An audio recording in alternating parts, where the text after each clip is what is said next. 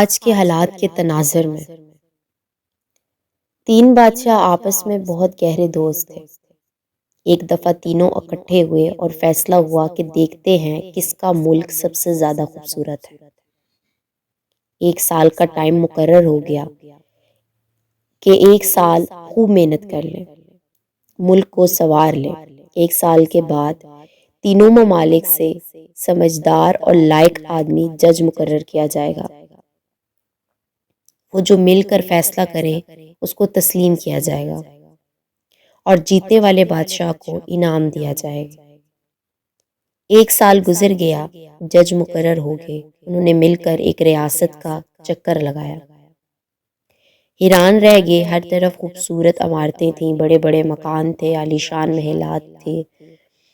یہ لوگ بہت حیران ہوئے کہ اس بادشاہ نے ایک سال میں پورے ملک کو اس طرح کیسے بنا دیا۔ بہرحال دوسرے ملک کے تو وہاں اس سے بھی زیادہ حیران ہوئے کہ پورا ملک ایک باغ کی طرح تھا۔ ہر طرف ہریالی ہی ہریالی تھی، پھولوں سے بھرے ہوئے پودے اور پھولوں سے بھرے ہوئے درخت تھے۔ یہ لوگ خوش بھی ہوئے، متاثر بھی ہوئے، لیکن ابھی فیصلہ نہیں کر سکتے تھے کیونکہ تیسرے ملک کو دیکھنا بھی باقی تھا۔ جب تیسرے ملک میں پہنچے تو وہاں کا بادشاہ انتہائی خوش اخلاق تھا۔ ان سے بڑے اچھے طریقے سے ملا، ان کی بہت خاطر مدارت کی اور پھر ان کو اپنے ملک کی سیر کی اجازت دے دی۔ یہ لوگ پورے ملک میں پھرے، ان کو بڑے بڑے محلات اور بڑے مکان نظر نہیں آئے، سوائے چند ایک کے جو پہلے ہی بنے ہوئے تھے۔ نہ ان کو کوئی خاص باغ نظر آئے اور نہ ہی ہریالی دکھائی دی، بس وہی کچھ تھا جو پہلے سے ہی چلا آ رہا تھا۔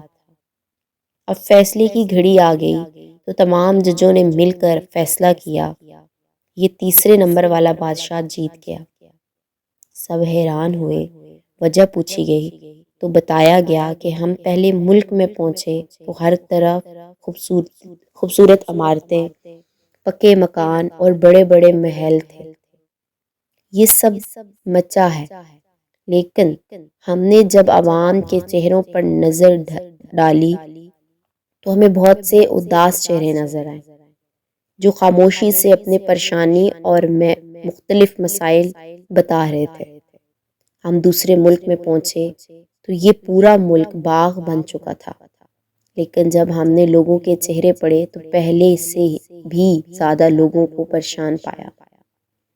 لوگ خاموش نظروں سے اپنے مسائل بتا رہے تھے، جبکہ بادشاہ ملک کو باغ بنانے پر لگا ہوا تھا۔ جب ہم تیسرے ملک میں پہنچے تو وہاں بڑے بڑے محلات، باغ اور پکے مکان تو نظر نہ آئے، لیکن جب ہم نے لوگوں کے چہرے دیکھے تو وہ حشاش بشاش تھے۔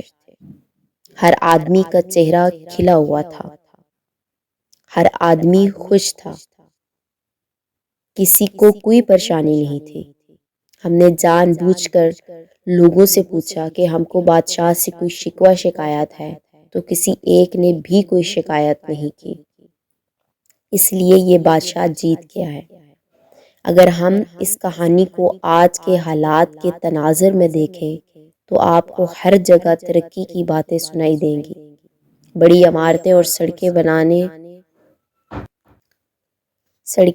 بنانے کی باتیں کی جاتی ہیں، میٹروز بنائی جا رہی ہیں۔ یہ اچھی بات ہے، لیکن اس سے بھی زیادہ ضروری عوام کی بنیادی ضرورتیں، صحت، تعلیم اور انصاف ہے۔ عوام تعلیم، صحت اور انصاف کے لیے رل رہی ہے۔ غریبوں کے بچے جانوروں کے باڑوں میں بیٹھ کر تعلیم حاصل کر رہے ہیں۔ غربت کے ڈر سے لوگ خودکشیاں کر رہے ہیں۔ جب تک عوام خوشحال نہیں ہوں گے اس وقت تک ایسی ترقی کا کوئی فائدہ نہیں۔